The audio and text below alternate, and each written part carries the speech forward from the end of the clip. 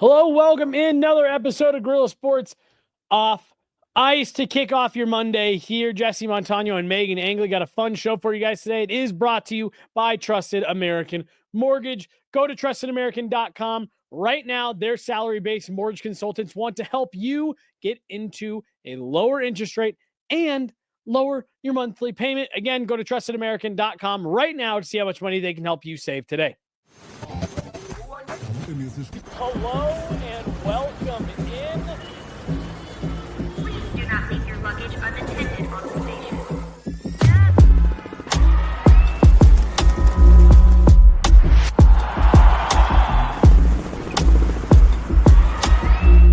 Welcome to the show. Hello, welcome in. Woof. Monday, Meghan, we made it through the Super Bowl week, which is always a crazy week in and around the sports world. I guess, first of all, how you doing? Did you watch Super Bowl? Ooh. I did not watch the Super Bowl. All right. I was too busy catching up on what the prospects have been doing lately.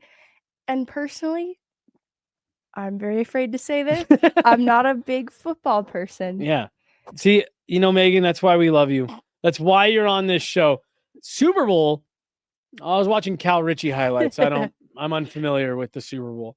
I did have it on, had a buddy over, me, him, and my wife. I got him, neither my buddy that came over nor my wife. My wife did a little bit of betting with me on the Super Bowl last year, like through me. But we got them like some new accounts set up. And if there's anything my wife loves, it's like freebies for signing up for something. Yes. So she got on there, got a bunch of bonus bets. So, we did some betting and that got them like a little bit more invested in the game. Literally a little bit more invested in the game. Did any of them hit? Yeah. So I won about $130 in total on the game. My wife won like over $150 on the game. Yeah. And my buddy had I think like $90 something. We all lost a bunch of bets too, but yeah, you just have to have free money, a couple things hits, right? Yeah, a few of those accounts. That's right. So fun. And like I said, it made it a little bit more, because none of us are Chiefs or Eagles fans. Yeah. So yeah, just it kind of gave you a little bit of a little bit more of a rooting interest in the game. So it was fun. I respect that. Hey, first weekend, of the NHL break. I know you spent Sunday doing some prospect research, but how's your weekend? It was really good. Did Eagles on Saturday, ran into Kevin McDonald, and that sort of is the running joke that there really isn't a break. Yeah. Hockey still continues. So as a reporter, I'm sure you've been asked what you do over the break, but to me, there isn't really a break. We'll keep talking about hockey, Four Nations, NCAA, AHL. It just keeps going. Well, and I was making jokes with people because, we have so much going on here at Gorilla. A lot that we're constantly changing and doing and working on and meetings and all that stuff. So people are like, what are you going to do with your time off? I was like, my regular 9-to-5 responsibilities. Like I'm going to get to do my job without having to go to practice and games and all that stuff. So yeah, like you said, it doesn't really stop. But we're going to talk a little bit about that upcoming Four Nations tournament. The reason we're on the break, we saw practices, first practices for all the teams this morning. So we're starting to get our first glimpse at line combinations, maybe the way that teams are going to try to run things. We're going to talk about, like you said, the prospects, some of the guys coming up through the pipeline, whether it be up in Loveland already as part of this system, or maybe a guy like Cal Ritchie, Taylor Makar, who are doing their things at different levels. But we are going to kick off today's show, and we don't have to park a lot of time here. Meghan, you and I did a post-game show that is available right here on our YouTube channel or audio only, wherever you get your podcasts. Friday, the Avs did play the Edmonton Oilers in their final game before this Four Nations break. And Meghan, it was you and I were kind of joking after the game. It was the opposite of the Super Bowl yesterday, where one team kind of just ran away with it and you lost a lot of interest by like halfway through the game. This was a back and forth game that saw lead changes, that saw multi-goal leads be erased, power plays, 5-on-3s, penalty kills. a lot of up and down, really high event action that all culminated in a late Marty Netchis goal to set the Avs up to win that game, really in just kind of thrilling fashion. And again, after the way that the last game between the Avs and the Oilers went, where the Avs had a 3-0 lead and then kind of collapsed and gave it all away, this felt a little bit more on par with what we've come to expect from these two teams. Having the weekend now, and I'm sure reviewing film as you always do, your thoughts on what was a huge win for the Avs on Friday going into the Four Nations break? I think what came to me with a little bit of time to sit on that game was how much I didn't appreciate enough the fact that they're on the second leg of a back-to-back against a rested Edmonton Oilers team. And this has been a hard problem for them to solve all year. They have not done well in this series up through that point. And so for them to be able to get the win on the second leg of a back-to-back against a team that has given them problems through that point, I think they deserve a lot of credit. Where I gave them credit was at the top of the lineup. Incredible night from Nathan MacKinnon. Obviously, that top line with Netchis too. Just continue to love the fit after the trade that Netchis has on the Avs, on this Avs team. And I think, I was critical of how I still have this lingering concern around the depth of this team, because I like how it looks on paper, but it still hasn't felt like it's clicked into place. But I need to calm down because they have time coming out of the Four Nations break to figure that out. When I think about what makes the depth look complete on paper to me, it's still new pieces, whether that be Jack Drury entering the fold or Miles Wood returning after having missed 2 months. That's a player that I still have a big question mark around, right? And it's okay that I do. I shouldn't let that take away from how incredible that win felt for the Avs. It should be a huge confidence booster to see your stars performing that way heading into the break. Well, and again, the Edmonton Oilers have the best record in the NHL since November 7th. They got off to a slow start just like the Avs did, but they've really found their groove. The team that we saw go to the Stanley Cup final last year and lose in 7 games ultimately. But look, like I saw a lot of people that were talking, and not just, angry Twitter people, but colleagues of ours and people in this game whose opinions I really respect, saying, when the Avs lost the first game of the road trip to Vancouver, being shut out 3-0. There was kind of like this is how they look. A lot of importance on the game in Calgary because second out of a back-to-back, right. Good luck going into Edmonton. That was, to me, what I liked about it. You and I have talked so much, Megan, about intensity and intention and, finding consistency in the way that you're not always people, if you've been watching our show all season, you're probably sick of hearing me talking about this, but Josh Manson, sometimes you get up and it's an 8-minute mile. Sometimes it's a 12-minute mile.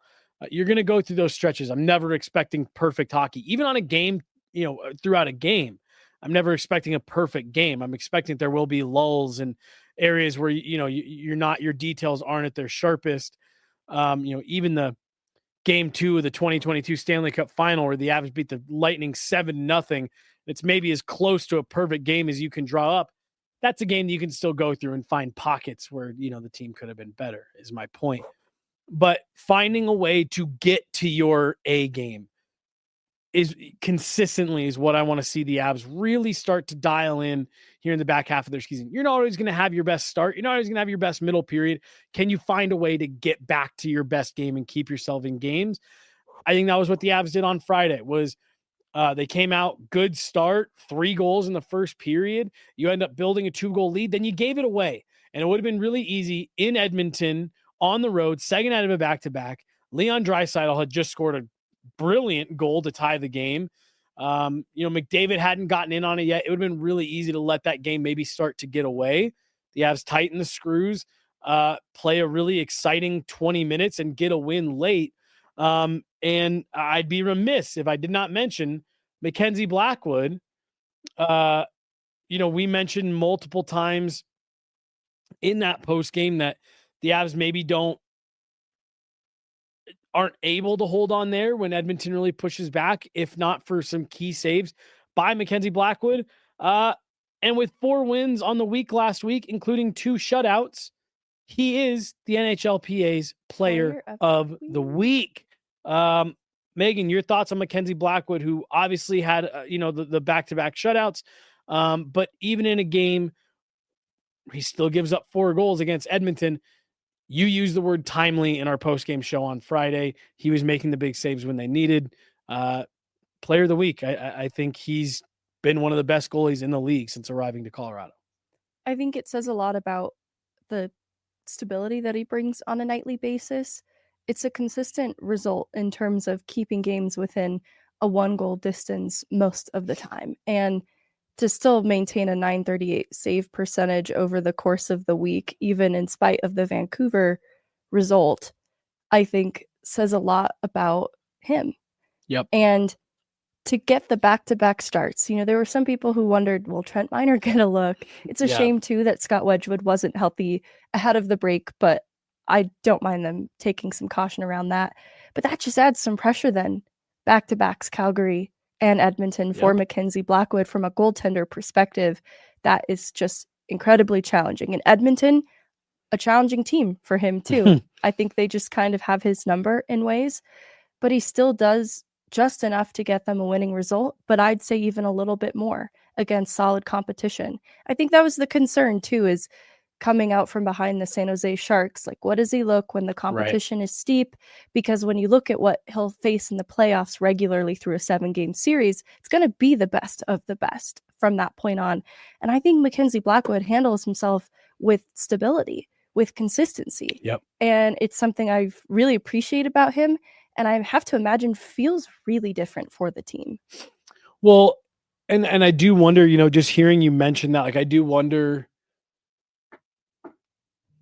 how much the team can lean on his consistency to try to find some of their own here in the back half, because you were the one who made the mention last week. Like, Mackenzie Blackwood isn't going to be perfect every night. He's going to look human on some nights, but if he's coming up with those timely saves and consistently giving his team a chance to win, I do feel like that should be able to translate and at least help the team find a bit more of their own consistency, because you're never out of it. You always have a chance to win a game. And that wasn't something that we were saying in the first 2 months of the season. Yeah, I think that with the players who are bringing their A game, it's clear to me that the Avs top of the lineup has always known that. They figure that out pretty quickly. It's just a part of their identity. And so I think when it comes to games, this attitude of needing to dig deep, it's just kind of ingrained in who they are as competitors. But I think that's where the rest of the lineup could look at the stability they're getting in net and then challenge themselves. How can I dig deeper to provide more to this team? Not out of necessity, but to push myself, because it's not out of necessity so much anymore. They're getting the goaltending. And to your point, I do want to see them then push themselves to dig a little deeper outside of the top of the lineup. Yeah. You go into the Four Nations break, I think the way that you wanted to, not only getting the results, but by having a couple of games where there's real habits that you can pull from and say, that's who we are. That's what we want our identity to be closer to. And really, even 4 of the last 5 you win. And starting with that St. Louis game, Jared Bednar challenged his team to treat the last 5 games like playoff games. They get the result that they want in 4 of 5. And I think really in 3 of those 5, or at least 3.5, you feel pretty good about the process. Absolutely. Overall. Any other thoughts on Avs and where they left things before we shift the conversation a bit here? I still feel like I keep leaning a bit negative, but it's such a good place for them to be going into the break. And truthfully, I think not negativity, but I do think a critical lens with where this team is at. I think they need to be looking at themselves critically as well. Absolutely. Yeah, you're feeling good. You finished out these last 5 games on a strong note, but you got to be looking at yourself through a pretty critical lens still, in my opinion. I think so too, but it's born from a good place of, I have higher expectation and hope for this team because it looks more complete now. I think I always held out hope, but the expectation, I wasn't sure where to place it because they were so depleted, so many injuries in and out of the lineup, all that noise with the goaltending at the start of the year. And now it's just put into focus where I can better set my expectation with this team. And it's still high, but it's more clearly and into focus now how high that expectation is. So I think that's where that critical lens is coming from me. Yeah, no, I think you're spot on, mate. I mean, you've heard me say several times over the last few weeks, I do see this team as a contender. At its core, this is a contending team. They're, thankfully for them, luckily for them, they are in a position where you are a contending team and there's things you can do to make yourself, give yourself better chance, position yourself, whether it be standings wise or roster wise. Not every team can say that. There are some teams where it's like, yeah, the gap is too big, Right. For you to truly get there. No, the Avs are right there. The Avs are close. With a super chat here from Hurricane Teabag. Need a new 2C. Can't rely on Nuke to save the second line. I do think there they are. There they are. That's a way to start a Monday here. Thank you. $1.99 from Hurricane. I do think if you are able to put Val Nichushkin with Casey Middlestat in that second group, I do think that does make it interesting. I do think that makes it better. Look, I am of the opinion that if you keep Casey Middlestat here and you can really bolster his line mates, I'm in. I'm also in the camp that if you can find an immediate upgrade on Casey Middlestat at 2C, yeah, I'm not gonna fight that. You know what I mean? Yeah, I think where I'm at with Middlestat is he's a gamble, keeping him on the team. Mm-hmm. And so whatever the Yes, replacement for him with at 2C is needs to be less of a gamble, because no matter what, it's still a gamble. When you trade for a new player mid-season, you count on them being a fit. And I want to give the Avs pro scouting staff some credit with players that they've brought in that have fit in almost immediately, to include once upon a time Casey Middlestat. Right, yes. But Netchess, Drury, wow, this is really great. I think the pro scouting staff has a pulse for what style of player is going to thrive in Colorado, because even Lehkonen in Montreal is different in Colorado. And so I want to give the scouting staff some credit there, because no matter what, it's a gamble. I have a little faith then in what the return would be, that it would be a fit, but it still has to be a little less of a gamble than what Casey Middlestat is right now, which, to be clear, is still a gamble, in hoping that he gets his game back in order to what we saw post-deadline and in the playoffs. So that feels a bit middle of the road in terms of how I feel, but I think it's similar to you, where I'm not married to the idea of keeping Middlestat on this team, but I'm nervous to just nuke the second line centerman position with a new player. It has to really feel right. That's why, some of the names people have thrown around, like a Ryan O'Reilly type of player, I love the idea of a player who has the experience, because that feels like a more sure thing. I just don't know about how. Look, I have a lot of confidence in the front office that they could orchestrate this, but what would be leaving the team to bring about that player? Because Middlestat's value has also gone down, that I don't know that, it could be kind of a 1-for-1 with maybe some draft capital, or I don't think prospects are really in the question for the Avs right now in terms of being able to include that in a package. If it's something that gets it across the finish line, I love it, but I don't know how realistic that is. Yeah, I'm with you. I was trying to think of so at some point here over the next couple of weeks, we will do we'll start to get into trade deadline, and we'll do a wish list, and we'll do what do we actually think and things like that. And I was trying to run through names, and truthfully, Brad Marchand, we've been talking about it now. That is a guy that if he comes available, I do think that's an interesting player that would fit for the Avs. The Bruins kind of collapsed in their final game before the break against the Vegas Golden Knights, further sinking a little bit. But, I was going through guys, and Ryan O'Reilly was a name that came through my head, and I said, exactly what you just said. To me, I almost look at Ryan O'Reilly as all right, well, if you could find a way to bring him in, not in a Casey Middlestat deal, because I just don't know how much of an upgrade is Ryan O'Reilly. Is it an upgrade in the sense of I know what I'm going to get? Yeah, it's floor to ceiling. It's a lot closer, so it's more predictable, but the ceiling's lower. Right, by a lot. And so, I don't know. I don't know how the Avs handle this. I do almost wonder if it's, and again, I'm not hell bent on them getting Brad Marchand. I know it's going to maybe seem like that with the way I'm talking right now, but I don't know if you went out and added a guy like that and said, we're bolstering the top half of our forward core.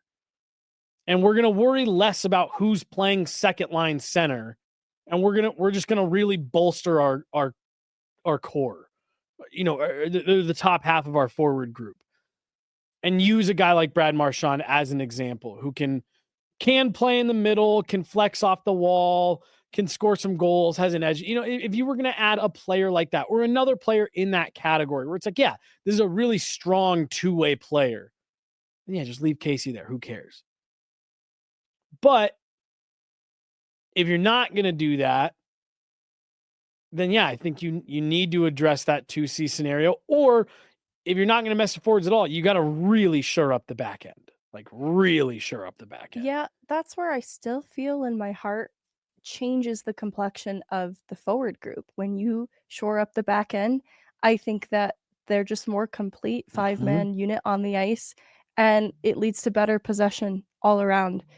I do think, too, we haven't seen a full top six at all at any point this season, and some of that's driven by now Anechis entering the picture. That just means a different option up there. And so though we've seen a Lehkonen and a Drouin and a Nichushkin with Casey Middlestat at different points, and the results have been mixed. For example, Val Nichushkin and Casey Middlestat playing together hasn't really yielded good results yet so far. And so this idea of Val Nichushkin returning, entering the top six, don't get me wrong, Drouin and Middlestat have found something that has taken a little bit of time to come together.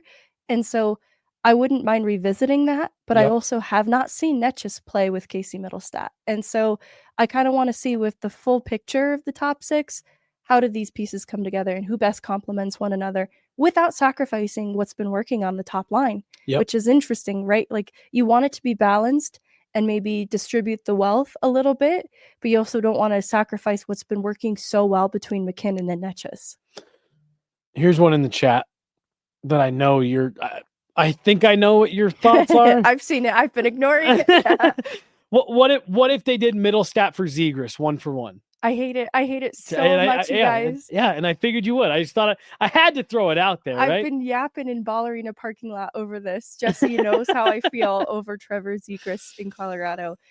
Oh, I just don't think that. You know what I said? It has to be less of a gamble. That is an insane gamble. Yeah, I'd say that's it. I would say that. I'd say your floor becomes lower, your ceiling becomes higher. Sure.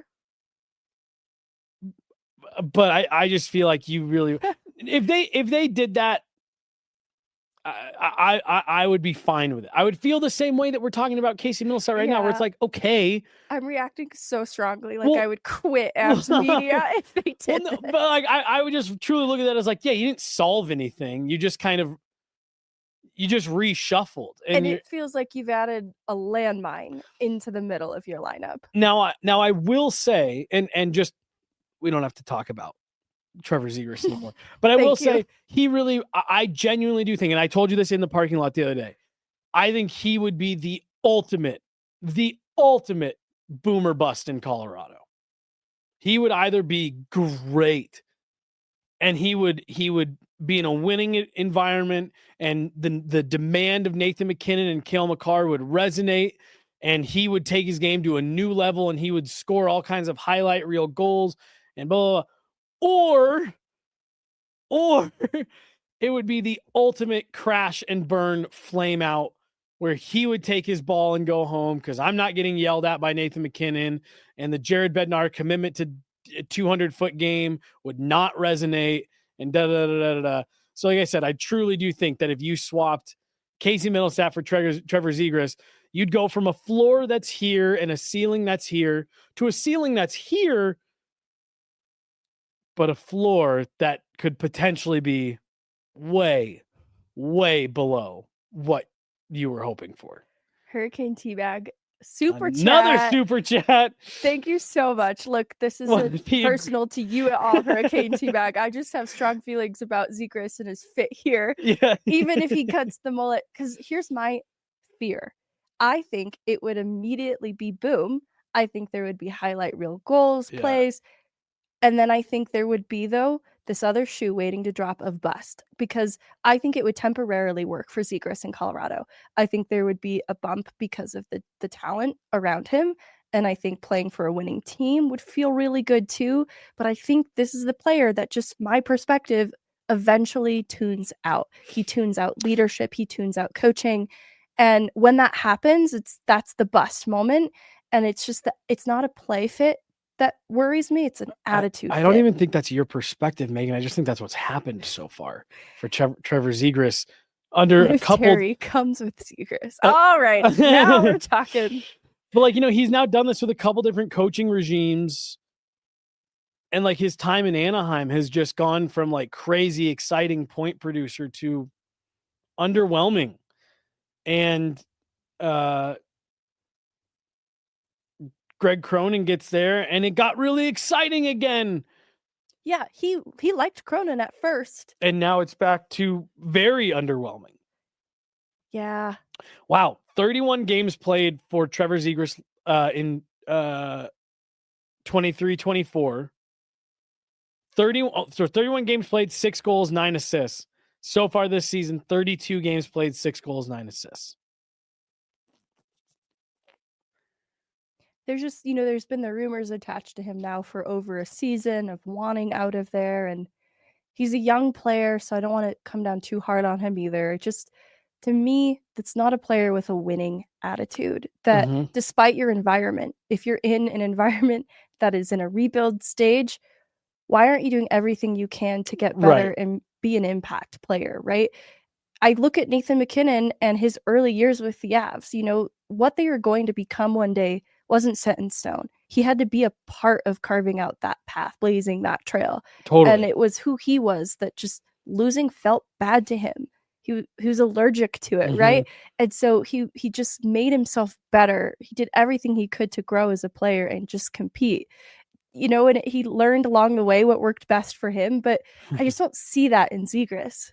Yeah.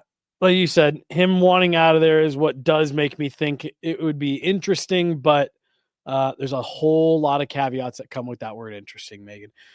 We can get back into the Trevor Zegras conversation later in this week when we start to dive in a little bit to trade deadline stuff. Then as this break kind of continues, because when we come out of the break, we're going to be about 10-ish, maybe 2 weeks away from the trade deadline. So we'll really pick these conversations up over the next few weeks. But these are the types of conversations that are being had behind the scenes right now, not only by us, but by front offices. Chris McFarland is taking these couple weeks to assess where his team is at. And keep in mind, folks, there is no roster freeze right now. So I keep talking about Brad Marchand. There's a chance that we come back from the Four Nations break and Brad Marchand plays for a different team, or any of these guys could be heading to Four Nations with one team, coming back with another. So we'll be talking about all of that coming up. Players that aren't with the Avs right now, but are their property under contract with the Avs. Eagles, where you just were this weekend. There's a few interesting players up there. Cal Ritchie scores a hat trick over the weekend. And Taylor Makar. Yeah. Taylor Makar, legitimate NHL prospect. Gosh, that feels good. May be. We will see. Let's get into this conversation. Let's start with Cal Ritchie. We had some requests last week to talk about him. Megan, look, we said that when he was going back to juniors, there wasn't much left for him there at that level in terms of anything to prove. You were the one who kind of pushed back on that a little bit and said, it's not just some throwaway for him to go back to Oshawa and be able to play against players his age. He got 7 games in with the Avs before being sent back to Oshawa. It's not just a hat trick over the weekend. He is popping off. He is, and there are aspects of his game that I want to hype up too that go beyond the production, but he is expected to exceed his career high in point production just at the pace he's producing now. I think his career high is an 80-point season, and he's looking at a 90-point season with how much he's producing. He's a distributor, so he's picking up a lot of assists. So I think that has been excellent to see stay a part of his game. The Gens are having a decent season too, 31-15-5, third in the Eastern Conference, and they've been winning some games lately. There was a coaching change in the middle of the season, and Brad Malone became the interim head coach for the Gens. And kind of since that point, a couple of special teams saw different looks, but in particular the PK. And so Cal Ritchie got opportunity back on the Gens PK, kind of the first unit out, and he's blocking shots and he's just eating pucks in that way. And it's what we needed to see. Like, all right, the goal scoring or distributing the puck, that's excellent. But this is a player who has become trusted on their PK and has helped it to get better because of who he is. It's almost fun to see, too, that there's several NHL prospects getting good PK reps, but I think it's a testament to what is needed of future NHL players now, today, more than ever, to get to that next level. So he has 58 points so far on the season, 14 goals, 44 assists, obviously getting power play opportunity too, scoring on the power play in that hat trick game that we just talked about. They also played over Super Bowl, so they shut out 6-0 the Sioux team. So they're just playing really well right now. He's been a big part of it. And I think opportunity on both special teams has been huge. When we go back to what he needed to go to Oshawa and do this year, it looks like he's doing everything that he's been asked. He needed to round out his game. Jared Bednar talked about, the importance of him not allowing himself to just become a one-dimensional player. And not that I necessarily think he was quite at risk for that, maybe the way that some other Avalanche prospects are. But that really was, for me, a lot of it when he was up with the Avs at the start of this season was, when the puck was on his stick, when he was making decisions at the speed that he needed to, you could see it. You could see the potential. You could see the offense. You could see how gifted he was with the puck on his stick and the moves that he could make and his ability to find soft ice and things like that. But it was when the puck wasn't on his stick that I felt like he was struggling to adjust to defending in the NHL. He was struggling to adjust to the pace. Like, there was several times where we would comment like, ooh, he's got that lane right there. He's got to shoot. And he missed it. The window closed. So hearing knowing the fact that he's gone back to junior and he's getting reps in opportunities, Brad Malone probably recognizes this is an NHL caliber player, but he's not, the team he's going to play for, he's not going to be able to just tee off one-timers on the first power play in it. It's a player that's got to round out his game, and he's valuable enough to us that it benefits for us for him to have a more complete game. Yeah, he's solidified a top-line role pretty much, and his talent around him has changed, but he's often played with Beckett Seneca, who has, I think, 30 goals on the year. So they have been producing insane together. That's another player that I really like. And the thing I think with Cal Ritchie is seeing him in the NHL compared to what he's doing in the OHL. He's like a cheat code in the OHL. And so he can sort of cheat the game, probably not even consciously doing so, but it is so easy to him because of the way that he sees it, because he's become so accustomed to that pace, that I think playing within a structure on the NHL stage, which within the Avs was hard for him. He made a lot of mistakes because he took risks that he shouldn't.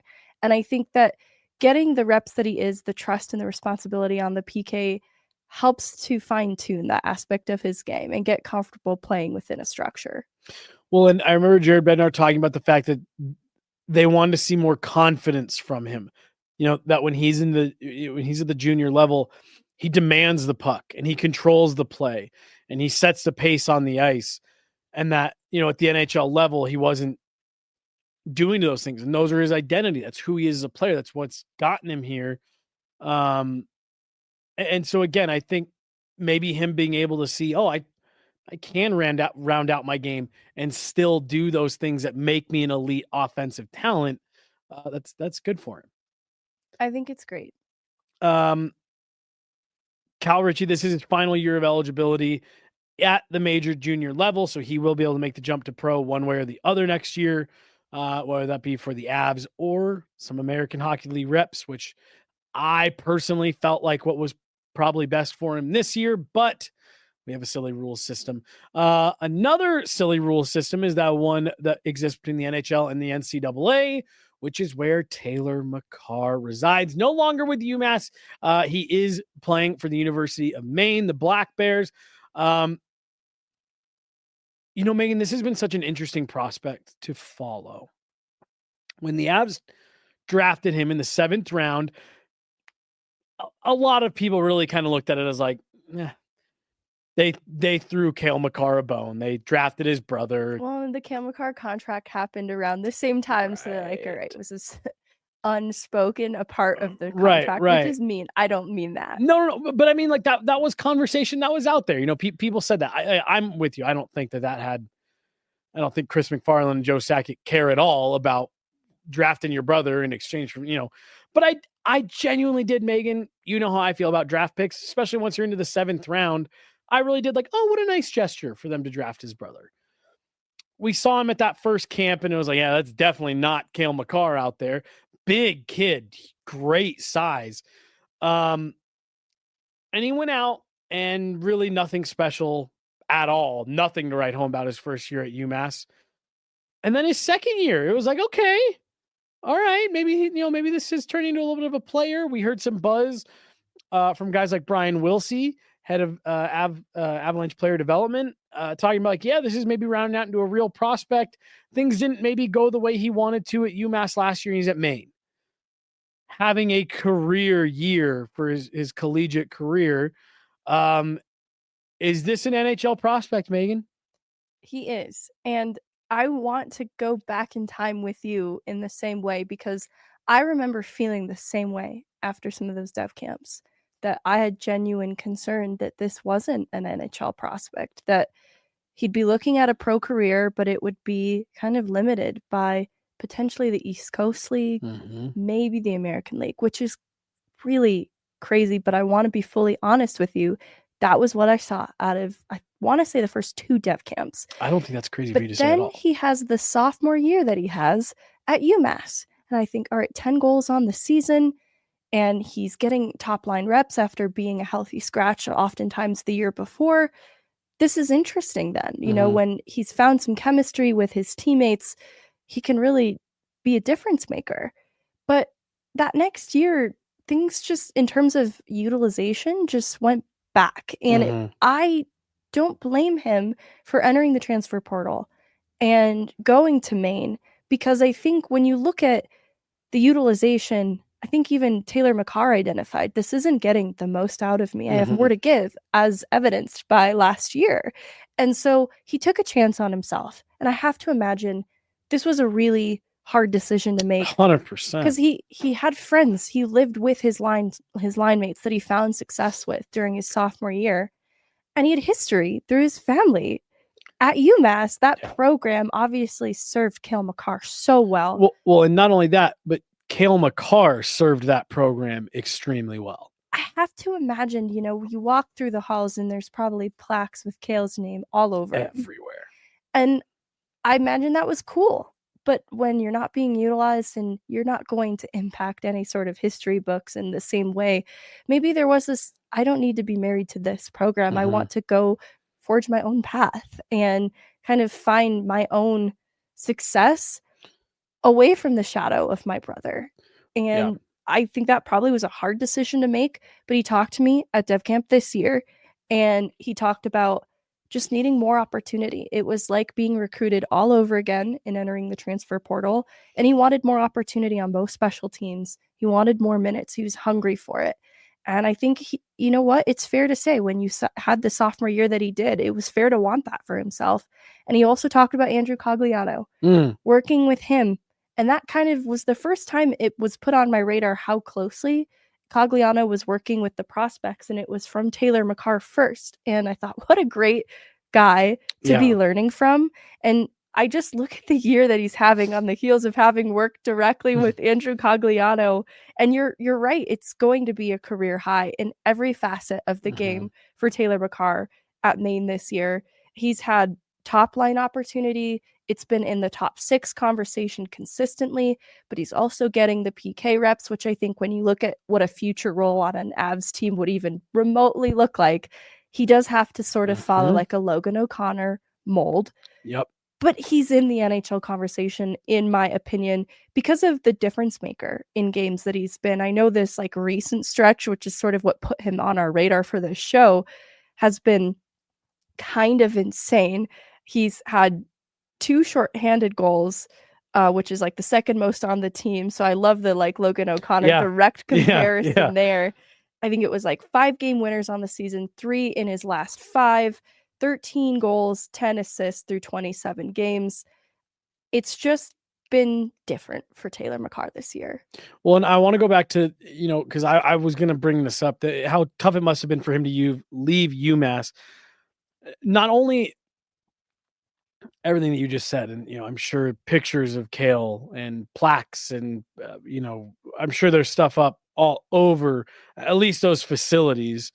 But Cale revitalized that program. That was a program that when the Avs had drafted him and word was out of where he was going, it was like, you took a kid from the AJHL that's going to UMass 4th overall. Like, what Cale did for that program there, and the part that maybe was the toughest for Taylor Makar to have to overcome was the loyalty that Cale showed when he became a late riser in the draft and eventually was taken 4th overall.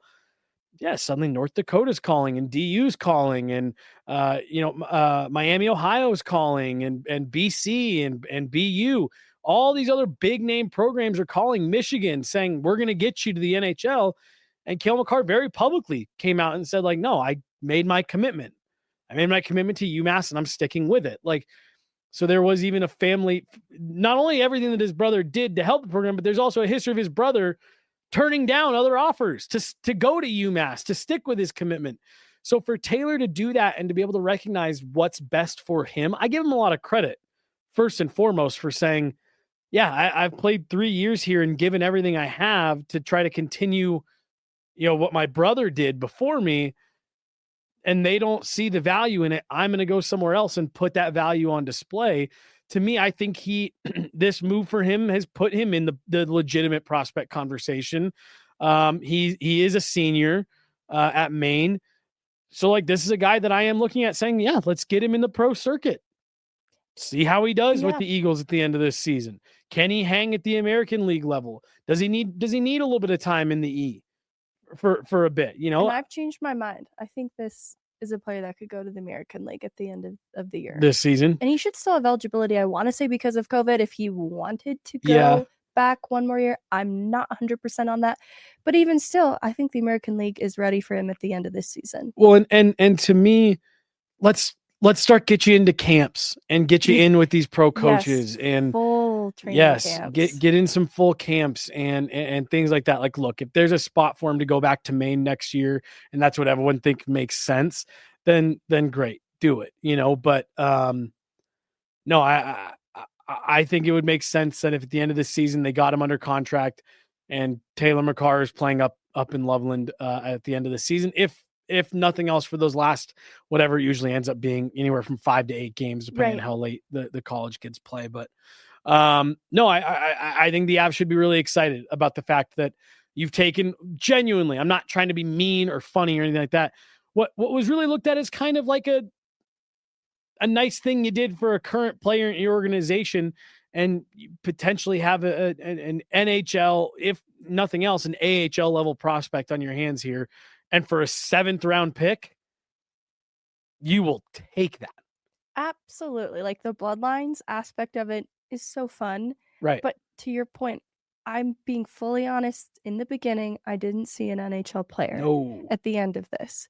And I love being wrong about this. Mm-hmm. I do. And I go back to even this last development camp from him. And there's so much. He's strong. He's strong. He's a big kid. Big. I think this is a player that would fit in a future Avs system, but there's no rush either to getting him there. And so I think whatever the time is for him going over to the American League, just continue to grow stronger, because I think he could fit a power forward mold in the future and be a grinder for the Avs, kind of, not so differently from Logan O'Connor. Well, and OC and Cale are very good friends. They're very, very close. And so I do wonder, Taylor Makar's a winger. Like you said, big, heavy, strong, kills penalties. I do wonder how much is Cal trying to push these two in the same room together. Let's go to the school of O'Connor. Right. Hey, there's a guy who just signed a long-term deal. He'll be an Av for the rest of his career, who's followed almost your identical track. You need to play the way this guy plays. If Taylor Makar is working with Logan O'Connor on the ice and Andrew Cogliano off the ice, I would feel pretty confident saying that you're going to get some level of NHL player out of that, even if it's, limited, opportunity. But like I said, for my money, if you can turn a 7th round pick into an AHL player for your organization, you did something right. And if that's what it's looking like Taylor Makar is trending towards, then good on the Avs.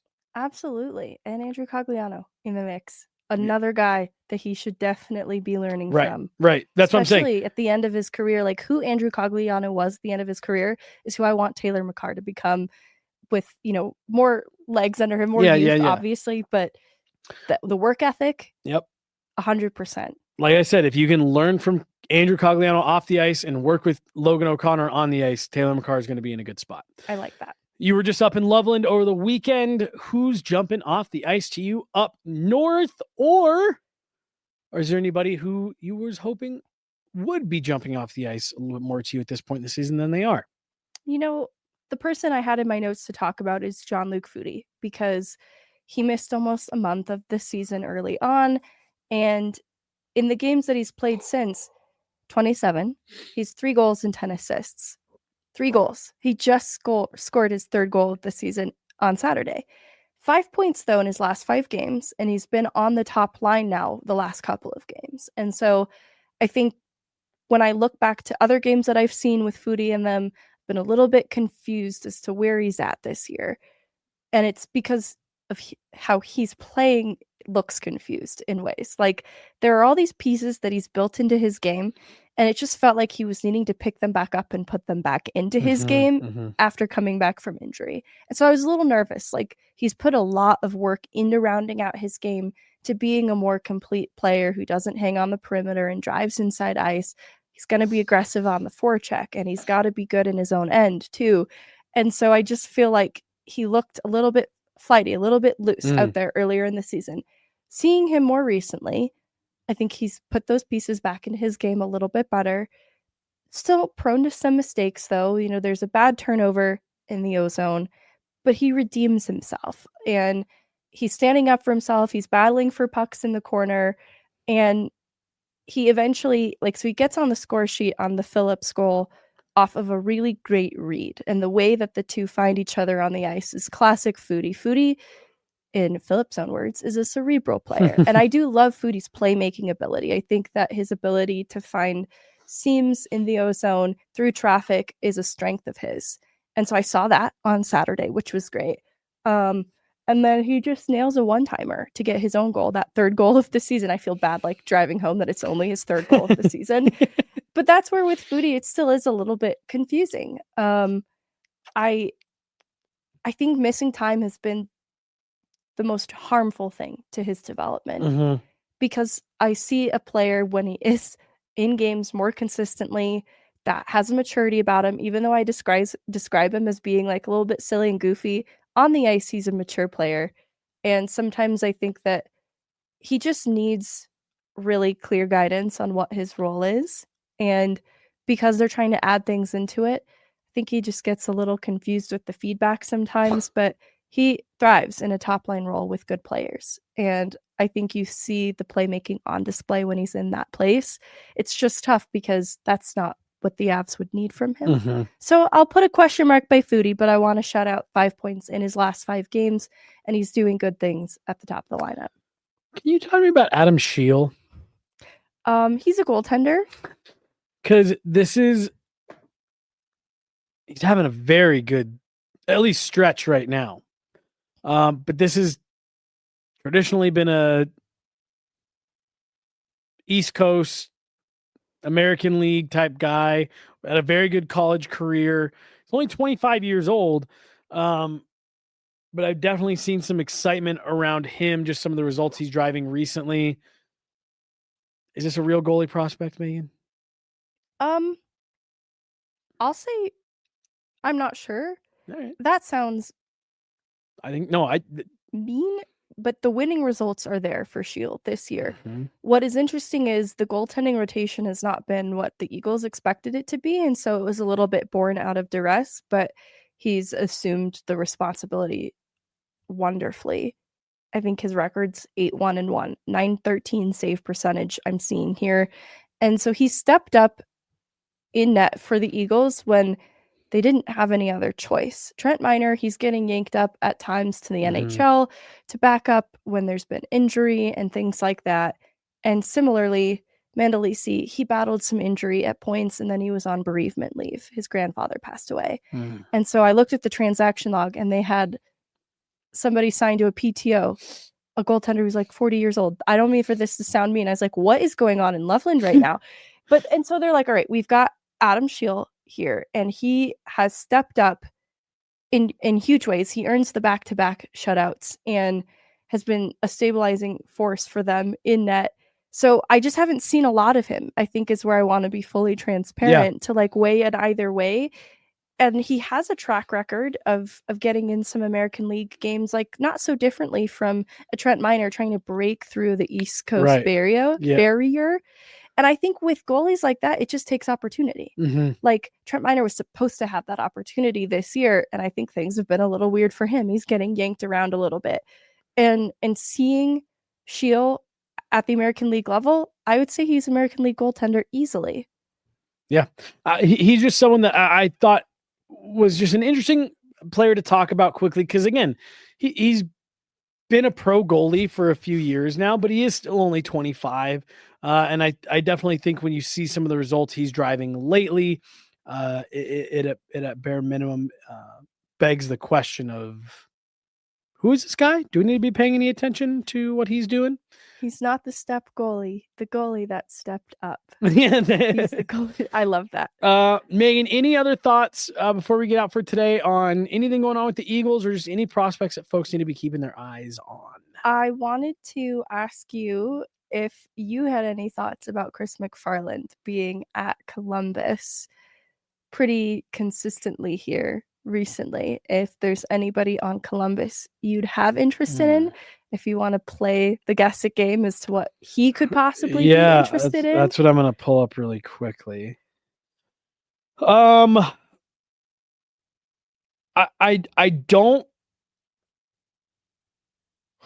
Jack Johnson. Yeah, geez, guys, something. I will quit. That would be something. I can handle Zegras. I'm just kidding. This is one thing that I do.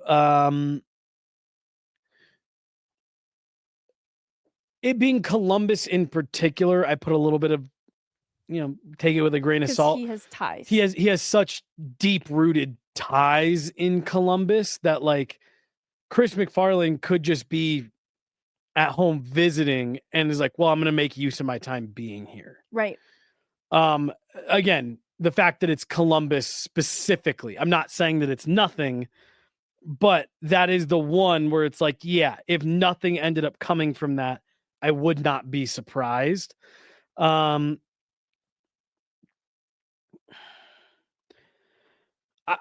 do wonder how much Columbus is interested in doing anything. This has been a really fun, surprising season for them. Now, I always forget Dante Fabro. Yeah. Is that who played with Cale? Or is that Mario Ferraro or Robbie Fabry?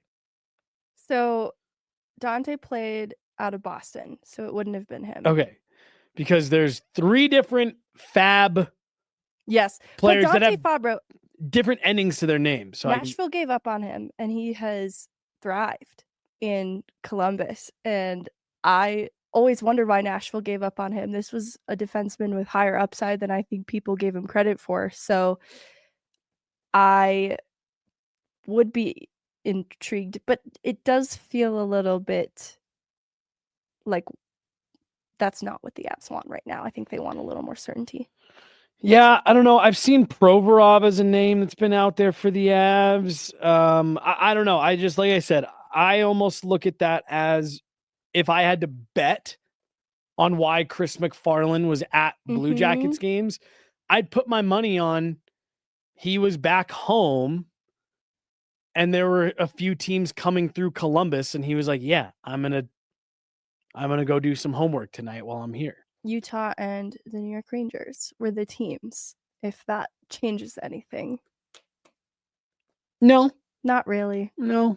Yeah, and again, this organization, because of these types of ties, loves to do business with the Columbus Blue Jackets. Yeah, that's my guess, is that... Okay, I've wondered this since the Ryan Johansson debacle. Mm-hmm. Would Philadelphia ever do anything with the Avs again?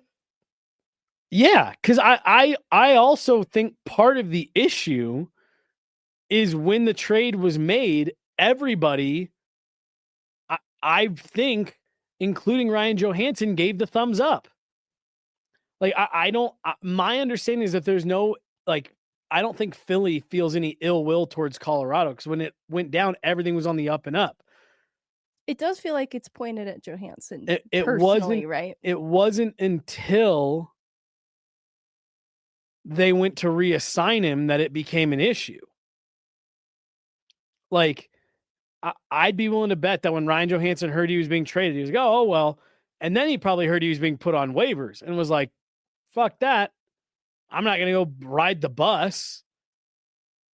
And so my guess is everybody was probably like, yeah, no, this makes sense. And then Philly probably, and I'm speculating here, after the trade call was finished, Philly was probably like, and then we'll put him on waivers. I don't think anybody will take him and we can send him down if we don't want to utilize him, whatever. And it was probably when they notified Ryan Johansson of that all of this kind of came off the rails. I don't think there was anything that the Avs did that, it's between Johansson and Philly. That's the sense that I get, was that it was after everything was complete, Ryan Johansson started like, oh, no, I'm not doing that. I'm not going to Lehigh Valley.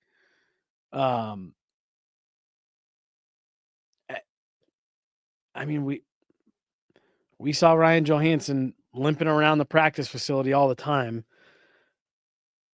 I think that he was probably always dealing with something, but it was stuff that he was fine playing through when he was at the NHL level, which I also understand, being like, yeah, I'm willing to play through this to play in the NHL. I am not willing to play through it to play in the AHL. Yeah. I get that. I guess. And I also think Danny Briere has a pretty good relationship with the front office guys here. That's what I thought. That's what I imagined, and I hope it wasn't soured by this. Not that I have anything with Philly that I'm like, I think the Avs should have this. But right. Because Morgan Frost was already traded for nothing. It's like, hold on. Yeah. I don't know. What about you? CMAC in Columbus? Anything? No, I didn't reply to anybody online. I'm sorry for that if you're listening. Because I genuinely don't know what he would be interested in. Yeah. And not because there's nothing there. No. But I what's funny is when I was just kind of thumbing through their roster really quick, I was like, I actually do think there's a couple interesting pieces here. But given everything that organization's gone through this year, I think it's a real feel-good moment there in Columbus right now, because they may have fallen out after games these last couple days, but this is a team that's pushing for a playoff spot against all odds and all expectations. Right. You probably don't want to mess with. Right. And so the unity. That to me, they did fall 1 point out, but like they are right there in the mix. And I actually think this is an instance where if I'm Columbus, I'm saying I'm not subtracting this year. I'm adding. Yeah. I'm going to give this team, if there's anything, if I can add a middle six player that'll give us 10 points, I'm doing it. I'm giving these guys something to rally behind. I'm giving them a show that I believe in them. And if they can get to the playoffs, that is immediately everyone's number 2 team. Yeah. So that's my guess. I don't think that Columbus is probably much in the business this year of selling off unless it's a deal they just can't pass up. But my guess on that is, especially if he was there on consecutive nights, that was probably Chris McFarland starting his break a little bit early, going home, hanging out with friends and family, but not fully checking out the way that we know it's just not something that these guys do. No, I think you're right. I think I've seen from Columbus reporters that they're classifying themselves as more buyers at the deadline. Yeah. So that's my guess. And it's like, hey, I'll get a chance to see Utah and New York, see if anything jumps out to me from any of these teams that I'll get to watch. Or we do also forget people don't just scout for trades. There's pending free agents that they want to keep an eye on. There's players that, hey, maybe not a move for right now, but maybe in the summer we could circle back on, Alexander Texier. I don't know. You know what I'm saying? Like, pick a player. Sean Monahan is in Columbus. Maybe that's something that if Columbus misses the playoffs, you revisit in the summer is, hey, could this guy be a solution at 2C? I don't know, but I think there's a number of reasons why he could have been there. I don't think that that's much on my radar for Columbus being sellers. That's fair. That was probably a much longer answer than you were hoping for. No, I had no expectation for the answer, and people have been really wondering about it because it's that time of year where any presence in a press box, it's getting documented. We're discussing it. For sure. Nationwide Arena, very nice arena, very nice building. I think that's going to do it, Megan. Yes, I think we'll do our Four Nations preview. Oh my gosh, we didn't even get into it. Jeez. I know, I feel bad. Honestly, we could just do very initial thoughts and then. We'll really round out later with this. No, great call. And then we can bring it back maybe for Friday because you guys got a whole show planned for tomorrow. But we'll really sink into Four Nations Friday. For me, Megan, it's Canada. It's Canada's tournament to lose. I'm looking at all these line rushes coming out of practices today. For me, for my money, they've got the best roster running away. I think the goaltending is the only thing that's got the potential to undo them here. I don't have a lot of faith in Aiden Hill, Jordan. I mean, they've got the one-hit wonder Stanley Cup champion in net. That's what they're banking on. Aiden Hill came out of nowhere, was a third stringer that took his team to a Stanley Cup championship. They went with him. Jordan Binnington. I thought you were talking about Jordan Binnington. No, they got 2 of them. That's what I'm saying. Like they've got 2 of them that I feel follow the same kind of trajectory where it was these. Jordan Binnington was loaned out to the Providence Bruins. The St. Louis Blues didn't even think he was good enough to be their American League goalie. They go through enough injuries. He comes up, wins a Stanley Cup, and now he's playing goalie for Team Canada. I think Sam Montembeault is a fine goalie, but I'd be willing to bet that if Canada could do it over again. You saw the drama though, right? That apparently DeBoer and Thompson had beef. Yes. But what I was going to say was it's probably Logan Thompson and Mackenzie Blackwood.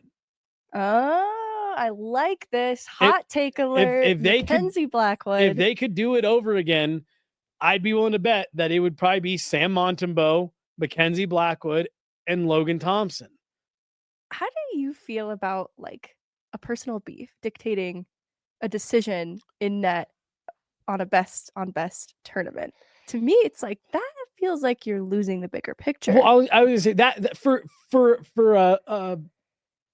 bringing a goalie into your NHL team, I think you have to weigh all that stuff. Hey, this coach and this goalie don't get along. This coach is for a 2-week best on best. You're just trying to win. I think it's silly. I think it's silly too. Like I said, and I'm not saying that this is the case. I'm just saying, like, if Pete DeBoer was like, no, I've coached this kid up close. He's great at first, but he's a cancer in the locker room, or we don't get along, or he doesn't take coaching. Like, if it's something like that, and you're saying, should we add him? Should we add, player X to our NHL team? Then yeah, you've got to take all of that into account because this coach has seen them up close. For me, when you're talking best on best 2 weeks, there is no, this guy can ruin the locker room. It's like, no, you're all just trying to show up and win games for 2 weeks. Yeah. Yeah. I think what they did in net was silly. It's the only thing that's going to, like I said, in my opinion, undo Team Canada. I think they've got the best roster. I think they've got the most dynamic players. They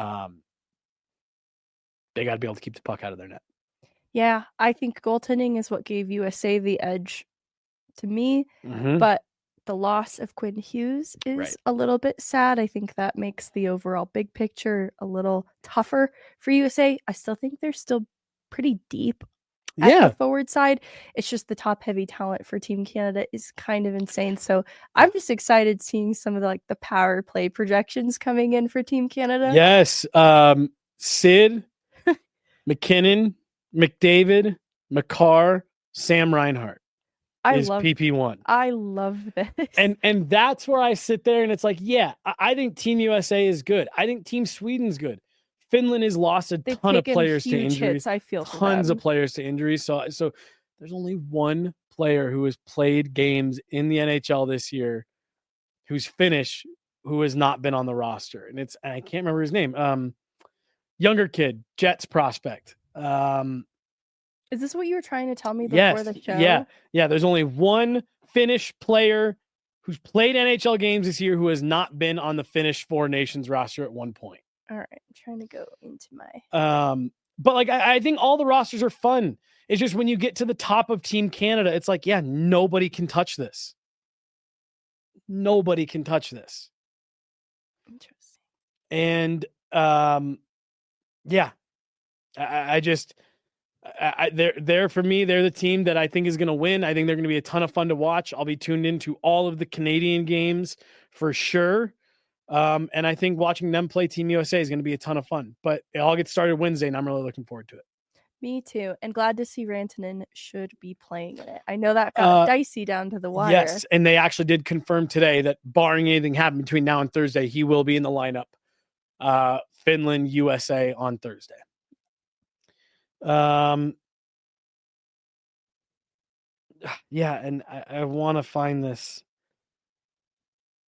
name of this player because I can't remember.